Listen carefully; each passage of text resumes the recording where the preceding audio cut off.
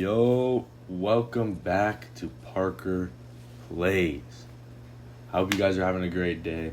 And today I'm going to be doing a full breakdown of how I use different technologies, hardware, software, and online tools to create my film, Critical Quality Interrogation.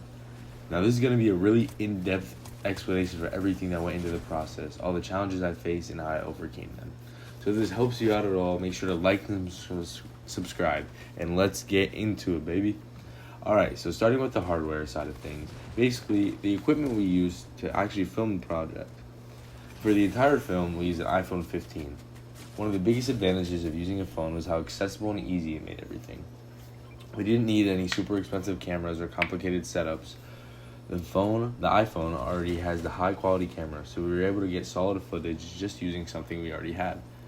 But even though it made things easier, it definitely came with challenges. One of the biggest problems we had was shaky footage. Since we weren't using professional stabilizers or tripods all the time, some of our shots came out a little unsteady. This made certain scenes feel less polished than we wanted, especially in a film like ours where tension and seriousness are really important. To deal with this, we had to be more careful while filming and try to keep the camera as steady as possible. And in some cases, we used editing tools later to help smooth things out. Lighting was also another big issue.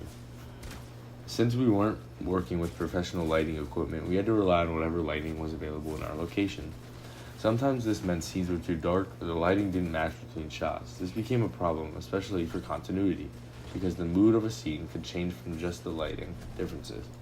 To fix this, I had to adjust brightness, contrast, and color settings during editing to make everything look more consistent. Audio was also a very big challenge at first. When you film on a phone, the built-in microphone doesn't always capture clear sound, especially if there's background noise. Since our film includes dialogue, especially in interrogation scenes, having clear audio is really important. To improve this, we used our teachers' microphones. This made a huge difference because it allowed us to capture cleaner and more focused sound, which made the final product feel much more professional. Now moving on to how we actually shared and managed all of our footage. My group mainly used iMessage to send clips back and forth. At first this seems like the easiest option because it's fast and we already use it, but as the project went on, it started to become a challenge. Video files are pretty large, so sometimes they wouldn't send properly or it would take a long time to deliver. In some cases, the quality would also drop when sending through iMessage, which affected how the clips looked when I imported them into the editor. Another issue with using iMessage was organization. When you're sending a lot of clips in a group chat, things can get messy really quickly. It can become hard to keep track of which clips were final, which ones were retakes, and which ones I actually needed to use. This made the editing process more complicated because I had to go through everything carefully and make sure I was using the right footage. There were definitely times where it made it difficult to keep everything organized and make sure everyone on the team was on the same page. Now getting into the software side, which was probably the most important part of this entire project. Editing. Now I used CapCut to edit the film. CapCut allowed me to take all the clips we filmed and turn them into a complete structured film. I used it to cut and arrange clips, add transitions, adjust lighting, sync audio, and make sure the pacing of the film felt right. Editing is where the film really came together, but it was also one of the most challenging parts.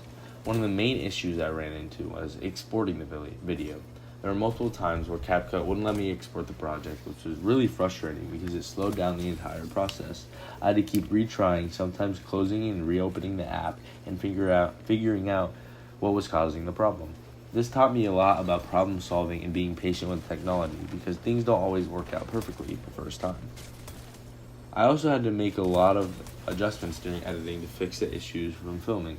For example, I had to stabilize certain clips, adjust brightness and contrast to fix the lighting problems, and make sure the audio from the microphone lined up correctly with the video. This process took time, but it was necessary to make the film look as professional as possible. Now, one of the most interesting parts of my project was the use of AI technology, specifically a text-to-video generator called Haluo AI Video. I used this software to create 2 of my logos, and this required a lot of creativity and revision.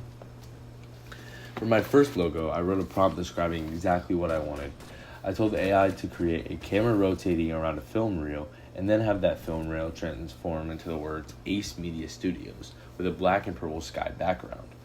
When I generated the first version, it wasn't exactly what I wanted. The main issue was that the letters weren't capitalized, which made it look less professional and not as strong visually.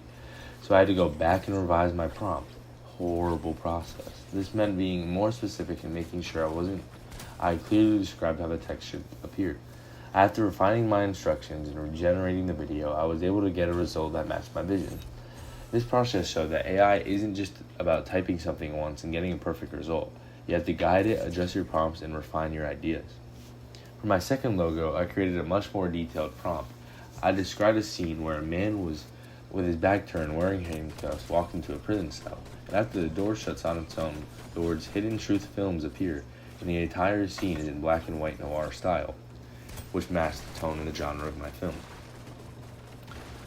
The first time I generated this logo, there was a spelling error in the text. Even though the visual idea was close to what I wanted, this mistake made it unusable. So again, I had to revise my prompt and regenerate the video until everything was correct. This really shows that even though AI was used, the final product still depended on my creativity, my instructions, and my ability to recognize and fix errors. Moving on to research, I used Google to learn about the conventions of crime, police procedural, and mystery films. I searched for things like, what are the conventions of crime, police, procedural, mystery films? When I did this, Google provided a summary that pulled information from multiple sources, which made it easier to quickly understand common conventions. Some of the key conventions I found included interrogation, authority figures like police officers, and a focus on suspense and uncovering the truth. These ideas directly influenced my film, especially the interrogation scene, which is an essential part of the story. Even though the summary was helpful, I didn't just rely on it. I clicked on the different links to make sure the information was accurate and reliable. This step was important because not all sources are equally trustworthy, and I wanted to make sure I was using the correct information in my project. For blogging, I use Edgerblogs to document my progress throughout the project. This involved writing posts about different stages of production, including planning, filming, and editing. Blogging helped me reflect on what I was doing and track my progress over time. However, I did run into some problems with Edgerblogs.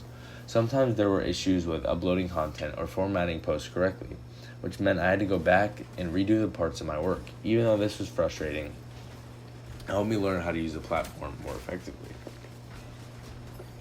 Finally, when it came to sharing the final project, I uploaded the film to YouTube. This also came with challenges, especially related to the file size. The video file was pretty large, which made the upload process slower and sometimes caused issues. I had to retry the upload multiple times to make sure everything was working correctly before it was successfully posted. For communication, my group relied on iMessage. This allowed us to stay in contact and coordinate different parts of the project. But like I mentioned earlier, it wasn't always easy to stay organized, especially when sharing a lot of clips and ideas.